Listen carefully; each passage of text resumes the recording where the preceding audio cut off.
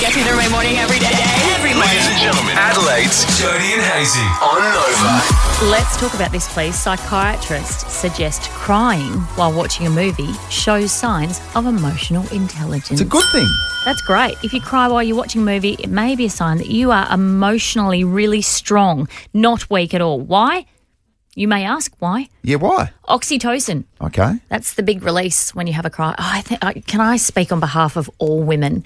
There is nothing more cathartic than sitting in the shower and just having a good old-fashioned sob. Oh, my So very good. goodness. Yeah, that's...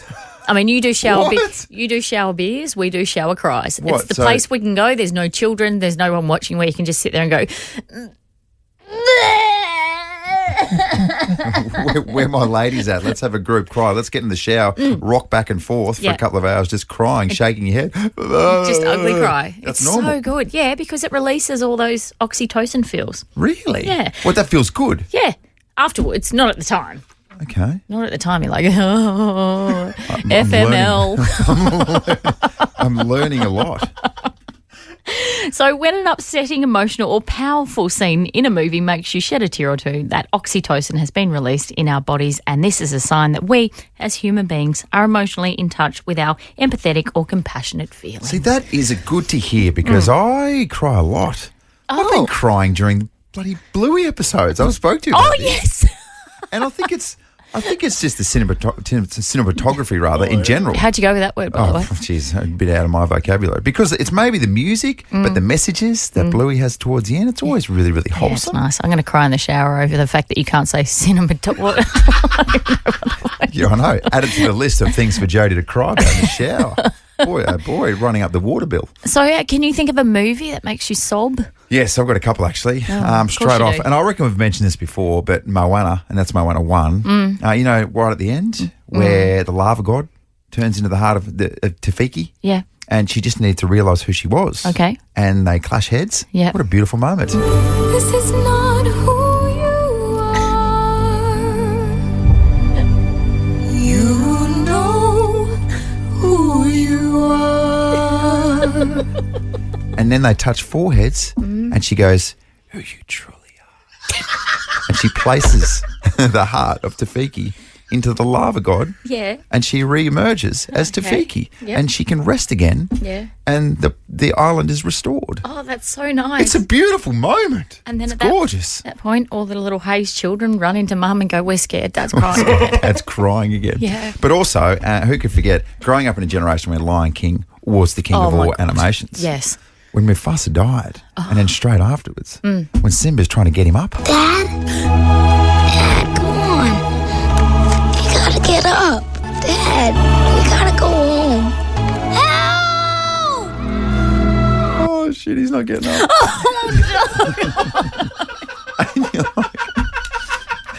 And then you just watch him going, you're going to pay for this, Scar.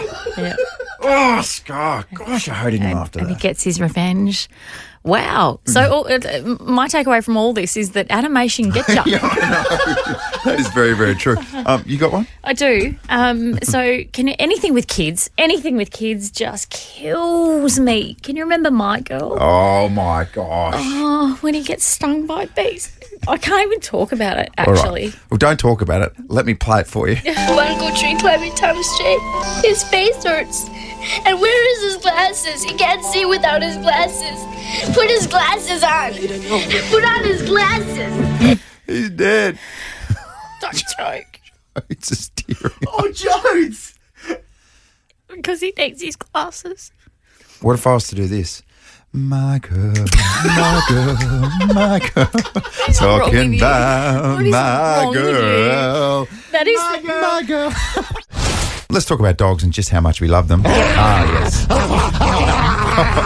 Damn, heel, cinnamon, heel. And in particular, women. What about this for a statistic? A new study has revealed that nearly 70% of single women would choose their dog over a man if their pet didn't like them. On top of that as well, if women were in a relationship, 59% would definitely ditch the dude for the dog if the dog didn't like the dude. I get That it. is an outrageous I statistic. get it. I just feel like dogs have this sixth sense where they can read people. So if your dog doesn't like your partner, that's a red flag. But how can you trust your dog's opinion on anything, really. No, you can. They're intuitive. They know. Dogs know. What do they know? They know stuff. Like Sid, if I'm feeling sad on the couch, Sid will come up and just nestle in and be like, I get it, babe. I get it. I get it. you. I get it. Now feed me. Yeah. And we can continue this conversation. Don't you feel that, though? Dogs sort of get stuff. So when Sid does a big poo on the rug, She doesn't which get is that. quite a Yeah. regular thing, Yeah. do you nestle up next to her and be like, I get it, babe. I get it. And then do you do a poo on the rug as well? Different Not quite. scenario. Right. Very different. You loved your little dog before she passed, sadly. Yeah, that is true, actually. And it's a strange one because I didn't at the start. Yeah. So I'm probably lucky that Cara didn't ditch me early. So Cara had the dog before you met her. Yes. Right. Yes, So- de facto dog. So the fact that you didn't like the dog at the start, was that maybe, well, obviously not a deal breaker for Cara? No, well, that's the thing. Like, I'm probably lucky that it wasn't a deal breaker. Yeah, you Because are. I definitely didn't like it at the start because it was a small little white fluffy dog. Okay, See, and I grew up. They're on a hard farm. to love. They're hard to love, Well, those small little ones. see, I grew Because up they on a yap farm. at everything. They're little yappers. I was only used to Kelpies and Border Collies. Okay. Okay, and genuine sheepdogs, basically. So I didn't even think that little white fluffy dogs were real.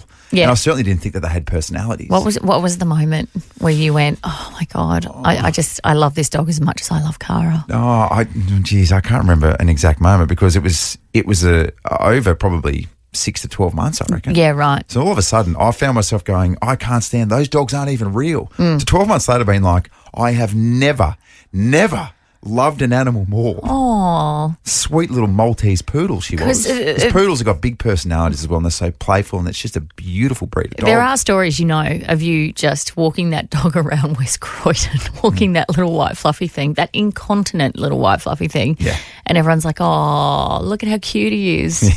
The dog, I mean, not you. Yeah, exactly right.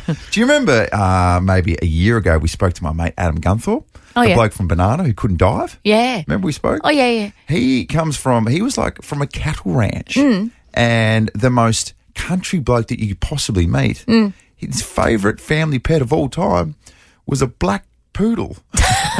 Poodles will get you. Poodles will get They you. will get you. They got big personalities. Oh, sweet. So here's one more statistic for you. Mm. As for men, the number is smaller. 41% of men will pick their dog over a partner. That's interesting. Much lower. Because I thought men were sort of maybe more obsessed with their dogs. I would have thought. Yeah. But there you go. You know when you see blokes going to work, tradies and stuff, and they've Yeah. got their dog in the back in the tray? That's living the dream. Yeah. That's your best mate. Yeah. Oh, there you go. Come here. Your father, he's on the naughty list. Jody and Hazy's Naughty at 6:40. It's a chance for us to really be ourselves Yeah. before we be more wholesome after 7 o'clock. Yeah, talk about the things that potentially you can't talk about a little later in the show. So what you got? I've got one for you. What about this? Quite the initiative happening in Japan. Oh. The Japanese capital of Tokyo is set to introduce a 4-day work week for government employees in its latest push to help working mothers and boost record low fertility rates. So, the Tokyo Metro government says the new arrangement, which begins in April, could give employees 3 days off every week. Let's get a quote from the Tokyo governor, Yuruko Koike. She said, now is the time for Tokyo to take the initiative to protect and enhance the lives, livelihoods and economy of our people during these challenging times for the nation. In order to survive, we must bang. I added that last bit. Yeah, you did. They didn't say that. Governor Yuruko Koike didn't say that. No. So, thoughts? If you were told in strict terms by your government, you can work 4 days, but on Friday you have to have sex with your partner. Would it shock you to say that I'm fiercely for this initiative? Absolutely fiercely for it. Okay. I think the bigger question is, Is your car? yeah, I know. It's got to be a two-way thing. What about yourself, Jodes? Yeah. Would you sacrifice, let's say, Fridays and you get somewhat of a sleep in, but it meant instead of waking up early and coming to work, Yeah. you wake up with your beautiful husband, Greg, on top of you? Morning. just doing as per government initiative. And there's some real pressure, and meantime, there's 3 young people in the house, but that's okay. We want a brother or sister. I think I'd rather be at work. Really? Oh my God. I think so, maybe. I don't know. But also, how do you monitor this? Do you have to do a Zoom call? Yeah. On the Friday? Yeah. Just to check in? 100%. Here's what's happening. Feel the pressure. Like the pandas. They're like, I swear we are. Show us some evidence. Like, no, we absolutely deleted it. Sorry about that. Yeah. Meantime, naked Greg's just wandering off. Yeah, he's like, just trying to keep the nation alive. Yeah. And what about the influencers as well? Oh. Posting all sorts of stuff on Friday. Yeah, right. On Fridays, we Joyce, as we know, there's going to be so many people this Christmas time sleeping rough. And a place that's close to our heart, of course, is the Hutt Street Centre. And they're running a thing called the Hutt Street Centre Christmas Appeal. And it's an opportunity for those sleeping rough to really experience the magic of community and everything that comes with Christmas. So it's a nice opportunity for people who are going through some really, really hardships to experience the connectiveness that comes with Christmas. Mm-hmm. Absolutely. And I think a lot of us are sitting there worried about, have we got our kids enough presents? And the kids are like, I want more and more. Well, this will put things into perspective for you because we're joined by Nick Yeomans from Rough Sleeper. Good morning. Hey guys, thanks for having me on. Just first and foremost, can you explain Rough Sleeper to everyone? Yeah, so Rough Sleeper is effectively a profit for good fashion label. Mm-hmm. So it's in some ways about 15 years ago. Yeah. I had a chance encounter with a person sleeping rough near my house, and it was about 5 p.m. on a Wednesday afternoon in the middle of winter, and I looked into the park and there was a guy sleeping just on the park bench right in front of the tennis court there. Mm-hmm. I just remember thinking, God, he would be bloody cold because there was no rugs on him. He was just lying on this bench, and it dawned on me that I actually had some stuff in my garage. I had like some old blankets and things in the garage and gave them to this guy, and he basically just looked up and just said, thanks, mate. I got back in my car and drove off.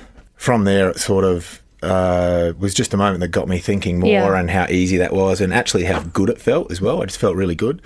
So basically, that really led to me getting in the space. I had a business background and importing background. And so we created a fashion label called Rough Sleeper, where we thought if we can create top quality fashion grade garments where people can create social impact just via their purchasing decision, that might be something that could really be quite powerful. And so basically for December though, we're running all of it at Hutt Street Centre. Yep. So we're sort of hoping people jump on roughsleeper.com and have a look, and when you're sort of wondering, what should I buy my cousin or a family member, or you're a bit stuck, it's sort of really the conversation starter as well. Yeah, in essence, it's a profit for good fashion label that connects into street packs for homeless. Just having a look at the gear, it's so nice. Yeah, that's the thing. That's the thing, So you mentioned roughsleeper.com. Really nice. It's really good gear. Yeah. So I think it's really, really, it'll give you good peace of mind to know that you're buying the stuff, which is actually really, really cool. It's coming from recycled goods, so it's sourced properly, and you're making a difference. That makes people feel good, I think. Yeah, like we think it should make people feel good, and it's a good talking point and story. Well, get around Nick this Christmas. Also, the Hutt Street Centre Christmas Appeal as well, where you can sponsor a seat at the table. So you can essentially donate to Hutt Street Centre, visit huttstreetcentre.org.au. But sponsoring a seat at the table means effectively someone who's sleeping rough will have a Christmas lunch this year. Yes. Yoey, thank you so much for joining us. Mate, you're making a difference. Oh, thanks, guys. Awesome to be in here. And I did find it, even though I parked a long way away. That's so fine. Thank you so much. I need to know. I need to know now. I need to know. I need to know. I need to know. What's in the news today? I need to know this. Here's what you need to know. What you need to know with Jody and Hazy. Somebody in Adelaide is waking up a 50 millionaire this morning. This is extraordinary. So they're not registered with the Lot, which is the company, obviously, that runs the lotto.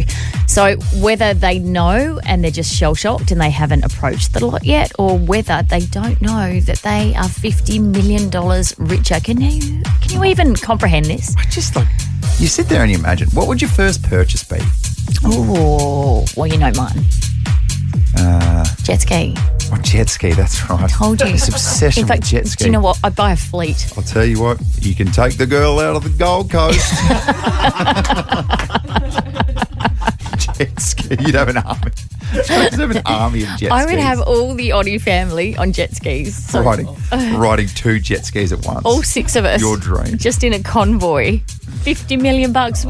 $50 million. But then, like, you start thinking about it. Would you go straight to realestate.com? Like, are you going that heavy? Or What would is your you first do? purchase What like- would you do? I think we've spoken about this. For my first purchase is I'm going out to a cafe with unrestricted access to all the breakfast sides. Oh, yes. So that is bacon and eggs. I'll have a hash brown as well. I'll have some beans and I'll have some roasted tomato. Oh, my God. I'll have some extra toast. What? Give me 2 coffees. It's What? fine. Are you- I'm going to be fat as a house Are you as a millionaire. Are you going to go halloumi as well? Oh, Whoa! give me some halloumi. Give me some squeaky cheese. Thank you very much. Appreciate that. It is very squeaky. What about this for the Adelaide Oval? Listen up. The Brisbane Storybridge Adventure Club company is looking to allow people to drink alcohol on top of the overpass. What could possibly go wrong? Apart from everything. Yeah, so they've submitted a proposal to the City Council. What they want to do, they said our plan includes the option of toasting at the top of the climb with a Feelongs lager or what's a Felon's? Oh, Felons. Felon. Strange name for a lager. Where did the G come from then? Or a champagne. The safety of our guests is always our top priority, and we will continue to ensure guests do not exceed the 0.05 blood alcohol level as we have always done. You know me, Jokes. I'm a fun-loving guy. Yeah. And I like to enjoy a beer every now and then, particularly when it's appropriate. Hell, should have seen me at the Christmas party a few days ago. Oh, we did. We all did. Yeah. Ended up going home quite early. You had so many Feelongs lagers. Yeah, Wasn't so many even funny. feelongs in my system the next day. I was oozing out of my pores. But even I would sit here and say, I don't think that would be a good idea for the roof climb at Adelaide Oval. I would say if you ever were to make me do that lean back Oh, my God. over the oval, like what? I mean, it's safe. You're strapped in, obviously. It doesn't feel safe. I'd need more than one champagne to do that, to be honest. That makes my stomach curl Oh, it just makes me thinking feel about it. sick. And then they take a photo of you, and anyone who's done that, you are brave. What about if you're doing that at a Crows game and they change the laws and you've had a skin full of feelongs and then you vomit from the top and the Crows supporter down the bottom? There's someone in the cheer squad just going, "Oh my god, Oh that my feels gosh. that feels squishy." What is that? What is it? Is it raining warm, mushed up food? What is happening here? So that's not going to happen in the near future. You I would don't have think. thought. No. It's been a long year. It's been a long year for parents. It's been a long year for children. They're coming to the end now. There are so many extracurricular things happening, like, graduations or post-school concerts, end-of-school dance concerts, as we well know. But there's so much happening that I feel like their little brains are overwhelmed. Play that explosion sound that you have, please. Oh, yes, with pleasure. Children's brains collectively. Yeah. And then on the other side of their brain, they're thinking, what do I want from Santa? So it's a real devil-angel situation at the moment where I'm overwhelmed, I'm tired, I'm exhausted, and I just want to lash out. But also Santa's bringing presents and I want to be good. I get it, Jess. And I just feel like it's been the week of tantrums. So do you want to go one for one? Yeah, do you want to kick us off? What do you got? So the 11-year-old is graduating from primary school, so we totter our mind. We find this beautiful little dress and she loves it. She's trying it on in the change room. However, her little 5-year-old sister decided that dress, that particular one, was the one that she wanted. Okay. So she wanted to buy that and she wanted to wear it. And we tried to explain, no, after Summer has it for her graduation, then you can have it. She said, well, I don't want it then. I don't want it then. I don't want her used goods. Yeah, exactly. And that's the voice she used. And so what she decided to do is promptly strip off in the change rooms at Myer. I'm going to show you a photo. Yeah. Took all her clothes off, got nude, cowered in the corner and refused to move. There you go. It's like she's in the brace position, completely naked in the corner. How do you move that? I don't know. I couldn't. So I just, when I'm overwhelmed like that, I have to get my other kids to deal with her. So they managed to get her dressed out and then she's just screaming in the middle of Myer as I'm trying to get in the car park. Santa's not coming. You wait till Santa Cam sees this. Blah. That's me being really calm and passive about the whole thing. Anyway, we managed to get her back in the car. Oh So my gosh. all's well that ends well, hey? Yeah, so in those moments as well, like in the height of it, you're like, this is never going to end. No. This is the rest of my life. Yeah. this kid will not be convinced of anything otherwise. This kid will be naked at age 30 in the mind change rooms. Oh my gosh, we're going to have their 30th here. I think I've got one for you. Go on. I think I might be able to sort of get you to a level where you're like, wow, Yeah. where you feel sorry for us. Where you out tantrum me. I'm not going to say who it was for confidentiality purposes. For a 1-year-old, a 4-year-old, and a 6-year-old. Yes. Whoever it was on the weekend, obviously, I think it was probably maybe iPad related. Yeah. Oh, or do you know what it probably always was? is. It was probably I want dessert before and after breakfast. Who knew that dessert was a thing for breakfast? But No. apparently you're supposed to get 2 desserts for breakfast. And obviously the response was no.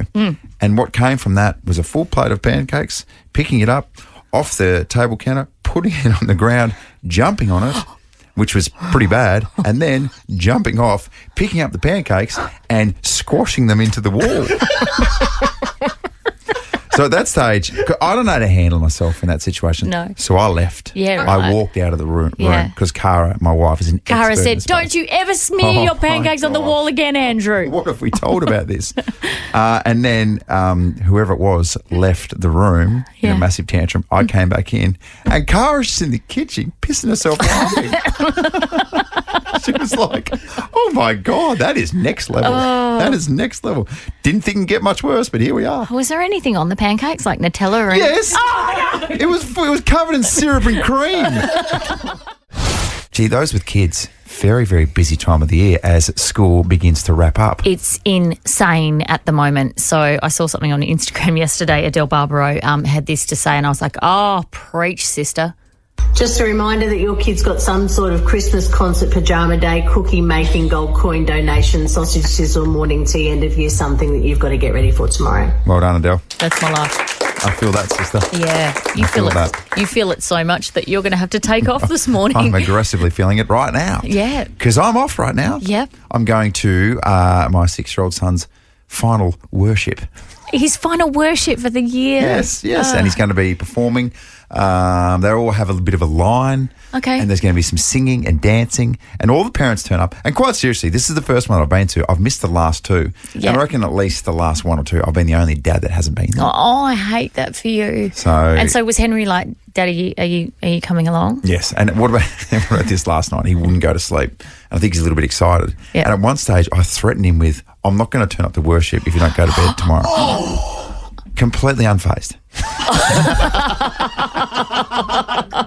It's like, okay. I was like, damn it. I was supposed to make you go, I'll go to bed. You're going to go along today and your son's going to be praying for a new daddy. Yeah. Well, he's going to be there telling his little friends, is your dad coming? And Henry's going to be like, I don't know. He said he wasn't, so I don't know.